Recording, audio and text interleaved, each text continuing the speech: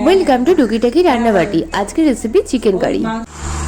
চিকেনের আলুটাকে আমরা আদা, পেঁয়াজ, রসুন, সর্ষের তেল, টমেটো সমস্ত দিয়ে ম্যারিনেট করে রেখেছিলাম। বেশি করে কড়াতে তেল গরম করলাম, গরম মশলা, চিনি দিয়ে ভালো করে নাড়াচাড়া করে নিয়ে ম্যারিনেটেড মাংসটা দিয়ে দিলাম। চিকেনটা চাপা দিয়ে লো ফ্লেমে হচ্ছে, আর এদিকে আমরা গুঁড়ো মশলার পেস্ট করে নিয়েছি। ধনে গুঁড়ো, জিরের গুঁড়ো, কাশ্মীরি লঙ্কার গুঁড়ো, নর্মাল লঙ্কার গুঁড়ো দিয়ে একটা পেস্ট বানিয়ে রেখেছি। মাঝখানে করে অল্প অল্প করে একবার করে খুলে একটু অল্প করে নেড়ে দিতে হবে চিকেনটা, যাতে না নিচে ধরে যায়।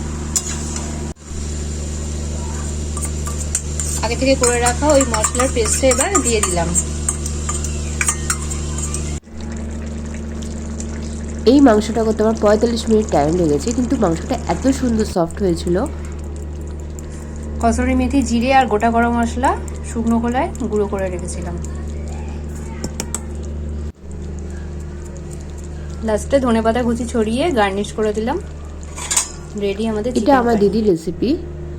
তো কেমন লাগলো জানিও, আর এইভাবে করে বলো তোমাদের কেমন লাগলো।